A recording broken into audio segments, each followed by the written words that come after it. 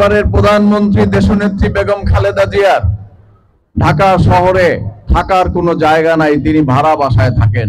এটি আমাদেরকে সতর্ক করেছেন যে আপনারা জনগণ যাতে বিরূপ না হয়, জনগণ যাতে মনে কষ্ট না পায়, এমন কোনো কাজ আপনারা করবেন না।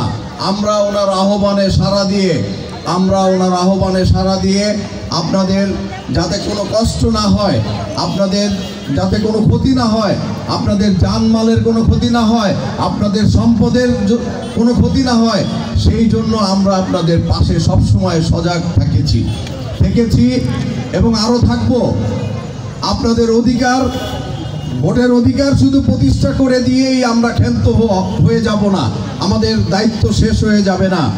যতদিন বিএনপির রাজনীতি থাকবে ততদিন মানুষের জন্য রাজনীতি করবে। বিএনপি যতদিন রাজনীতি করবে, দেশনেত্রী বেগম খালেদা জিয়া যতদিন রাজনীতি করবে, মানুষের অধিকার আদায়ের জন্যই রাজনীতি করবে। এতদিন আমরা রাজপথে আপনাদের ভোটের অধিকার আদায়ের জন্য সংগ্রাম করেছি, আওয়ামী লীগের লুটপাট অত্যাচারের বিরুদ্ধে সংগ্রাম করেছি। এখন আমরা এই চানমারি সম্পর্কে নারায়ণগঞ্জের মানুষের মধ্যে একটা নেতিবাচক ধারণা ছিল যে চানমারিতে নানান অপকর্ম এবং নানান অপরাধী চক্র এখানে বসবাস করে। কিন্তু এখন আমরা মনে করি যে এই চানমারিতে আর কোনো অপরাধী চক্র নাই। এই অপরাধী চক্রদেরকে কারা নিয়ন্ত্রণ করত, কারা আশ্রয় প্রশ্রয় দিত, এটা সবাই জানে। দিনের আলোর মতো পরিষ্কার। যারা আশ্রয় প্রশ্রয় দিত, আপনাদেরকে ব্যবহার করে যারা হাজার হাজার কোটি টাকা অন্যায়ভাবে লুটপাট করেছে, মানুষের সম্পদ হরণ করেছে, তারা কিন্তু এই দেশ ছেড়ে পালিয়ে গেছে। একজন লোককেও এখন আর দেখা যায় না।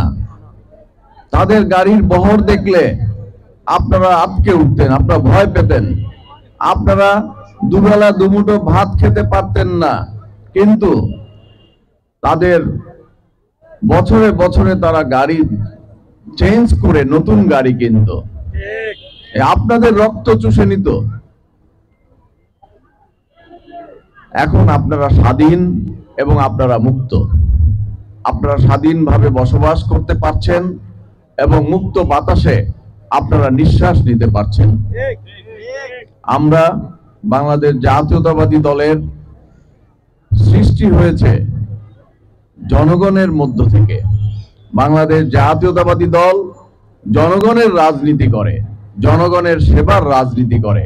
কোনো ভোগের রাজনীতি বাংলাদেশ জাতীয়তাবাদী দল করে না। আমাদের নেতা জনাব তারেক রহমানের বিদেশে কোনো বাড়ি গাড়ি নাই, এমনকি ঢাকা শহরেও তারেক রহমানের একটি বাড়ি গাড়ি নাই।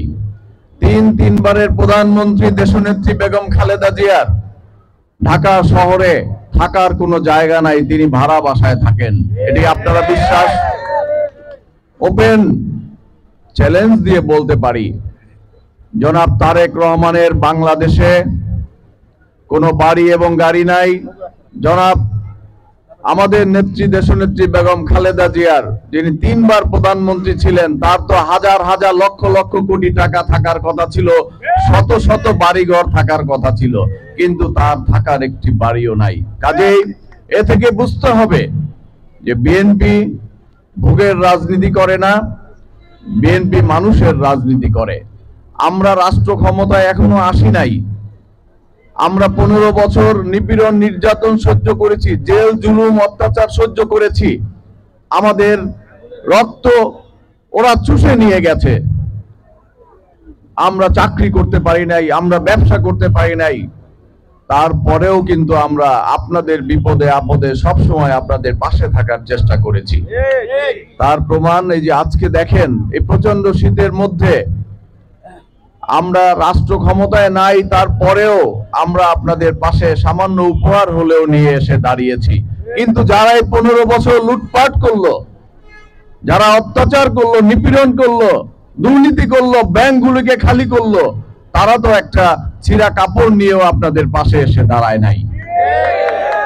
আমরা আপনাদের পাশে রয়েছি, আমরা আপনাদের পাশে থাকব। আমাদের নেতা জনাব তারেক রহমানের নির্দেশে আমরা সব সময় মানুষের বিপদে আপদে পাশে এসে দাঁড়াবো।